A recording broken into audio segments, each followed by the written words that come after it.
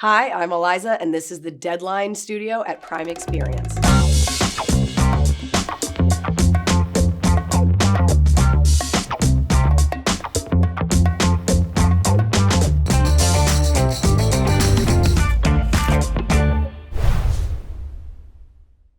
It's called A Different Animal because I think that the stand-up that I perform and that I create is different. And I think as artists, we should always think that we're different. And I'm a different animal now than I was when I started, of course. The material is different. And I'm a different animal. I'm a different person than I was when I started writing A Different Animal. And so I think it really speaks to the idea that like what you get when you watch my stand-up is something completely different than people expect from comedy as a genre or from me, from what you've seen before. So it's a little bit of familiarity, but I always try to level up. I always try to evolve. I always want to evolve. And I'm a different animal, baby. I started experimenting with the material for this a year and a half to 2 years ago. Mm-hmm. So it was during the Hard Feelings tour, and I started to shed the material from my last special, which we won't name because it's not on Amazon, so we don't need to talk about it. And I would say I've gone through about 45 minutes of material that you will never see that I toured with, but ultimately decided had to be sort of shed to bring this material to light. So it's been a long process. I definitely do not get on stage and shoot from the hip and make it up as I go. I believe that an audience deserves a polished product, and people should expect that from stand-up comedy. Were there any jokes that were difficult to part with? You know, I tend not to do jokes for that long that I don't love doing. A lot of my jokes are very physical and they're long setup pieces, and they are whole set pieces, right? I had a whole long bit and callback about going to a strip club and stripper heels and calling them hooves and going back to the chemical reaction in your brain and why men love those hooves. And it was a whole thing, and it was a whole set piece.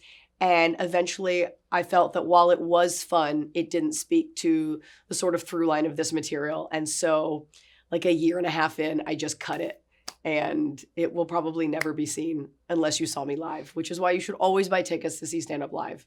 How do you know when a new joke or hour is finished? You sort of don't know. It sort of just has to be for the time being because you have to tape it at some point. But I truly believe that stand-up, and I hate that I'm saying this, but like is like a bottle of wine in that it's, and I think I'm stealing it from Sideways, but it is an ever-evolving thing. And so you back into a date and you try to polish those jokes and make sure there's no meat left on that bone, and you stayed in the pocket as long as you can for all these premises, because there's nothing more heartbreaking than hearing a great premise broached and then they just like skim by it and you're like, there was so much more to say. I wanted to hear so much more about that bus ride. And then you film it. And then the heartbreaking part is the next week when you go on tour or you continue your tour and you perform it, you find all of these things that you should have said. So it's almost like you have to tape an hour to know how much better your hour could be. But this is the experience. As a comic, you're always reading the room. You know, it is a skill set to take the temperature of the room and slightly alter your material or your tone or your energy, you know, especially when you're on the road. You don't know, you never know what you're going to get energy-wise.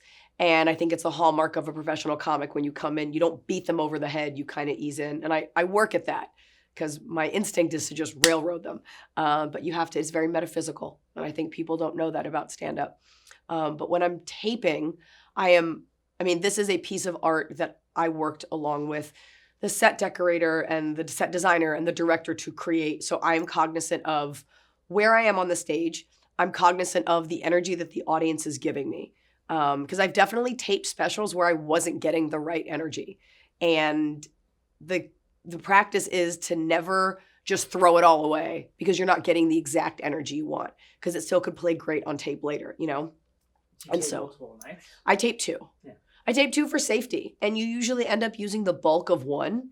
But while I'm up there, I am thinking about, you know, making sure I mark it out. It's almost choreographed. I just happen to land on the same places for certain jokes, and that makes it easier for the camera. But I'm very aware of everything. Like your senses you have like super senses then, and you're probably more sensitive than you normally are.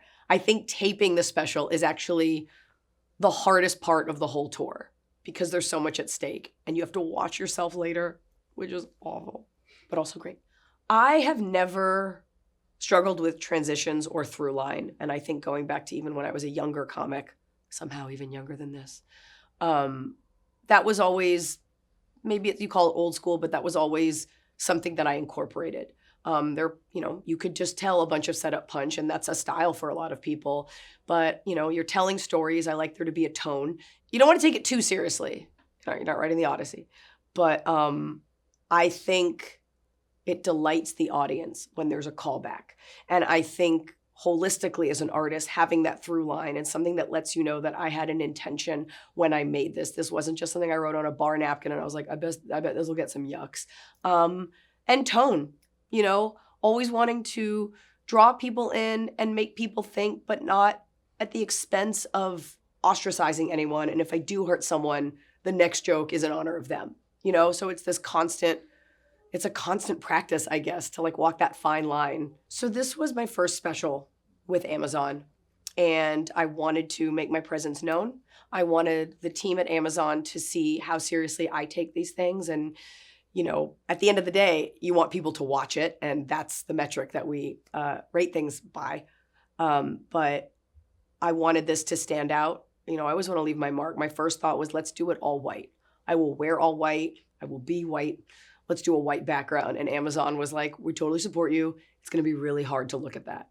It's just straining on your eyes. And they came to me and somebody presented the idea of my name back there. And we started talking about, because if the name is back there, if you're walking by a screen or, if you're at home and somebody has it on, you can read that name. So you have immediate branding.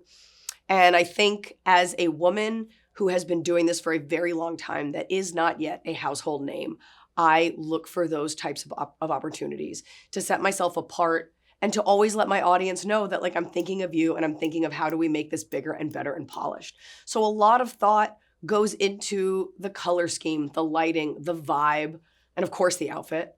But this is an entire piece of art. I did not show up day of drunk and just throw on something from Target. This is your chance as a comic to be as big as you are in your dreams and hopefully give people something that is emblematic of the way that you feel. I shot my special in Salt Lake City because I played there. I've played there many times, but on the last tour through there, I was blown away by the audience's energy. Now, I've been touring for a very long time. My audiences are usually good. You're deliberately there to see me. This wasn't some radio giveaway. So for an audience to blow me away means that they came at a 10x energy, because what you have with Utah is they're not all Mormon, but a lot of people are Mormon adjacent. And so not a lot of people drink. They probably consume less alcohol than any other city. Because I remember when I was coming up in the clubs playing wise guys with their low ABV alcohol. And now I think it's normal. But what you have there are people who are just really nice people, good looking, not drunk, in their F-350s, wrapped around a soda shop, getting an extra large Dr. Pepper with coconut creamer and a cookie because sugar is their only drug, and just jacked up on a Saturday night. And they just had the best vibe. They laughed at everything. They had a great sense of humor about themselves. And I just made a mental note. I was the next special. I didn't know that it was going to be with Amazon yet, but I was we're coming to Utah. And it's also a city that I don't see specials getting shot in. And so I think it's also a cool thing as a comic. Kind of when you're a food person, you're hey, it turns out San Antonio's amazing Vietnamese food. Bet you didn't know it. As a comic, you're hey, look at Utah, because I get that question a lot. So I was really proud to do it at the Eccles, and it was such a beautiful venue. And the crowd was so hyped up and game. They weren't jaded or anything. And it was just awesome. I do develop meaningful relationships with cities. And I will tell you on a very personal note, I've lived in Los Angeles since I was 21. I'm from Dallas, Texas, and I went to college in Boston, 1 year in Kansas. But when fans say, this might sound corny, but when fans say Boston loves you, whatever, Lexington, Kentucky loves you, that is just one person expressing that, and they are representing the whole group. But one of my favorite things about being a comic is having context for the world. for this incredible country of ours in particular, having firsthand knowledge of what that city looks like, how the people are they warm under it but a tough exterior? You know, what do they really eat there? What are the people like? And having that, especially now where like the news is so polarizing, to be like, no, I've been there and the people are lovely. Now, it's a small sample size. It's just a show. You're just out for the day. But getting to see firsthand, whether it is devastation in a Rust Belt city or just good old regular economic devastation, or just seeing people that maybe you had written off as like, oh, they're all mean over there, which is insane. It humanizes people, and you realize that people are spending their time and their money, which there's no greater thing than you can give to someone. And especially with the amount of stand-up comedy and entertainment out there, the fact that somebody spent a couple bucks and time to come and see me get to do my art is something that I take like so seriously, because people are going through a horrible time, and you realize that, and you realize that we're all people. You know, I've played everywhere from like Kuala Lumpur to Iceland to Austin to Sacramento, you know, to Tokyo. Like, people are at their core all the same, and it's all well and good to say that, but to actually experience people and see the places that they're from and see the gifts that they make and the cards that they write. And I'm just so lucky that I get to interact with people. And on a patriotic note, to like have context for this incredible country of ours. What's your... Vote for me for president. Comedy has never been bigger than it is right now, and you have the internet to thank for that. And it's great because there are no kingmakers anymore. You don't have to get waved over on the Tonight Show, you know? And I love that for comics, because we live and die by our own merit, and we are solo sport players, right? You take all the chances as a comic and you reap all the rewards. You're not part of a cast. Nobody's telling you what to do. And that's great to be in a movie, on a TV show. That's its own art form. But as comics, we are sort of like lone rangers, guns for hire. And I think, especially for as long as I've been doing it, which is about 20 years, I've earned my audience. They know what to expect from me, and they know that they are safe with me if I want to say something. And as an artist, you have to express yourself. And so you have to ask yourself why you're doing this stand-up. And I know why I do it. And I know that my aim is to never hurt anyone, but my aim is to always question the status quo and why things are. And if that offends people, there's nothing I can do about it, because for every 5 people you offend, perhaps you draw 5 new people in. And I've just been at this for so long, and it's, you know, sometimes it's difficult. You get horrible things happen. People say things online. I mean, I have been doing stand-up comedy since I was 21, and professionally since I was 24 or 25, slogging it out by myself. And so I'm bummed that the internet wasn't around when I was younger, because like that would have been so awesome. But just to endure this phase of comedy, where comedy is so big, because it'll dip back down. At the end of the day, I always come back to, like, as long as you have a perspective and you have an act, people will always come back to see that. What people don't come back to see is like a flash in the pan. Mm-hmm. And so I think I'm not a flash in the pan.